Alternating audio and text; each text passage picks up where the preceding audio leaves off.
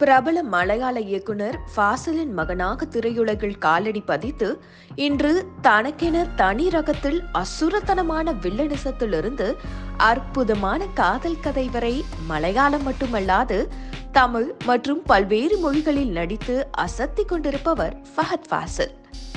தமிழில் மட்டுமல்லாது பல்வேறு மொழிகளிலும் தனக்கென தனி ரசிகர் பட்டாளத்தை கட்டி போட்டிருக்கும் இவரின் ரசிகர்கள் நெஞ்சை பிடிக்கும் வகையில் அதிர்ச்சிகரமான செய்தி ஒன்றை பள்ளிக்கு விருந்தினராக சென்ற ஃபஹத் ஃபாசில் அந்த விழாவின் மேடையில் போட்டுடைத்தார். அதாவது மேடையில் பேசிய ஃபஹத் ஃபாசில் அதிகமாக சிறுவயது குழந்தைகள் பாதிக்கப்படும் ADHD என்னும் நோயை குணப்படுத்தி விடலாமா என்று சக விருந்தினராக வந்திருந்த மருத்துவரிடம் கேட்க, சிறுவயது முதலே கண்டறிந்தால் குணப்படுத்தி விடலாம் என்று மருத்துவர் கூறினார்.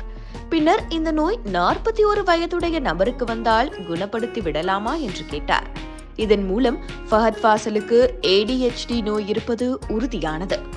இதைத் தொடர்ந்து மருத்துவரின் அருகில் சென்று பேசிய ஃபஹத் ஃபாசிலின் காணொலிகள் தற்போது வைரலாகி வரும் நிலையில், இவருக்கு இப்படி ஒரு நோயா என்று அதிர்ச்சியூட்டும் வகையில் இவரே சொன்ன பதிலும் கேள்வியும் அந்த மருத்துவரை அணுகிய விதமும் நரம்பியலால் பாதிக்கப்படும் கவனக்குறைபாடான ADHD நோய் ஃபஹத் ஃபாசிலுக்கு இருப்பது உறுதி செய்யப்பட்டது.